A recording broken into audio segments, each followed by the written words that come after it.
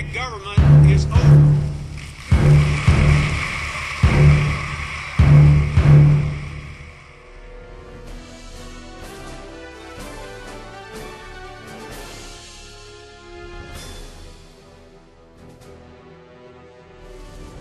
You know, this is one of those times where I always think about, it's summed up so simply in Thomas Jefferson's quote, when the people are afraid of government, you have tyranny. And when the government's afraid of the people, you have liberty. Let's make the government afraid of us, because after all, the government's supposed to work for us, not the other way around. And that's what's been lost in this whole process, looking for government solutions for every problem and treating the taxpayers as if they're the ones that are supposed to be serving the government. Totally wrong. Totally wrong. So we've got to keep pushing back. Chip mentioned some of the other issues. When you think about why does government even exist, you know, the first and foremost responsibility of government is to keep the people safe. So if you don't do that right, you're not really doing the prime role of government. They put it a little bit different in the founding documents: ensure domestic tranquility, keep the people safe. So that's what you hope to do as Attorney General. Working with our sheriffs, I'm really proud to be endorsed by 21 out of 28 Republican sheriffs, and as Chip said, that matters. You know, the people that are actually out there every day working to keep you safe. And I think that you use the Attorney General's office. Don't leave each region of the state to their own and try to fight these issues. Because if you do that, all you do is move crime from one region to the other. What you want is a statewide plan of attack. Now here's how we're going to do it together. In all 67 counties, in every region of Florida, whether it's pain clinics and pill mills, or meth labs, or grow houses, or gangs, we're going to drive them out of the state of Florida. And that's what I want to do to work for you as your Attorney General. Let me, I'd be happy to take some questions if anybody has some questions. You're going to go. Sorry, go ahead. Go ahead. I have a question about about the little thing that was said about healthcare. I think that this is probably the worst thing that can ever happen to this country. And when I heard that somebody was going to try to reverse this through a legal process, number one, I wonder how this could, you know, how could it have ever been done? That's the first thing.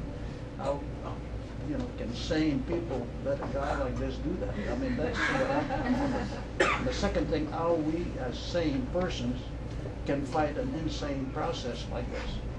And I'm really at a loss for words on how important it is to fight this and reverse to something like the rest of the world is going back into.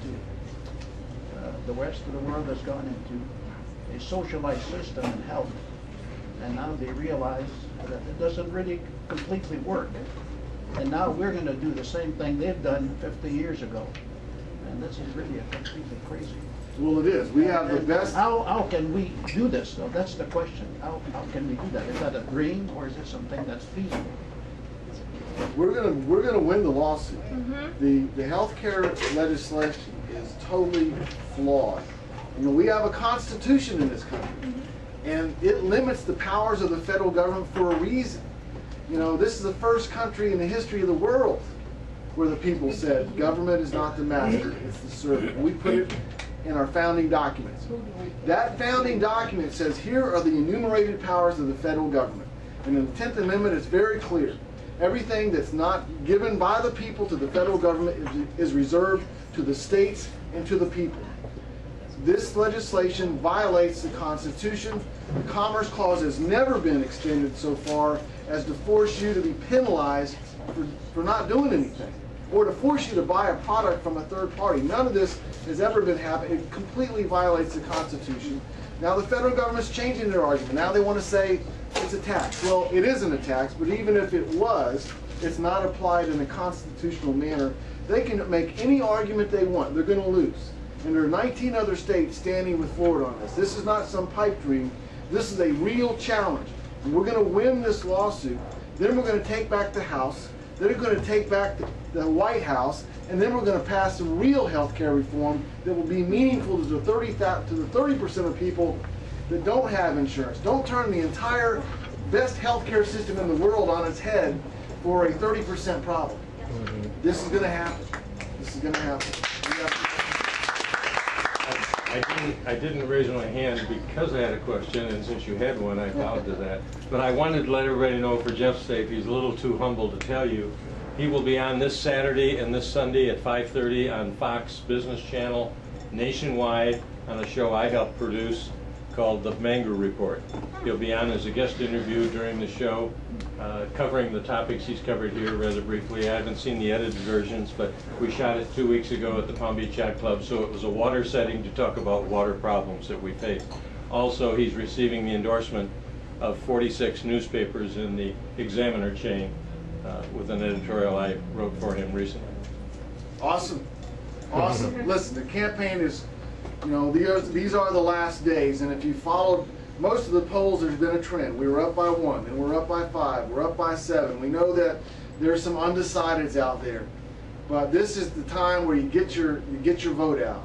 You get out there and you fight hard, as Ed knows. You fight hard these last days to turn those undecideds in your favor, and we're going to win this thing. And I just can't thank you enough for being with me from the very beginning. And, you know, as Chip said, I do come from humble beginnings. You know, my dad still gets up at 4:30 every day and drives a dump truck. I'm the first person in the family to go to college. And I've had a lot of jobs. I've dug ditches, I've unloaded trucks, I've laid sod. Don't do it, Tim, don't do it. I think you have a bigger dump truck to drive here. Well, let me tell you, I don't begrudge the fact that I know how to work hard. We've been working hard in this campaign, and we're going to work hard for you as your Attorney General. But we can't. Nobody can do this alone. This has been a team effort from the very beginning. And one thing about me, I never forget my friends. I never do. And I won't forget that you were here tonight. And I just want to thank you for that. God bless each and every one of you. God bless the great state of Florida.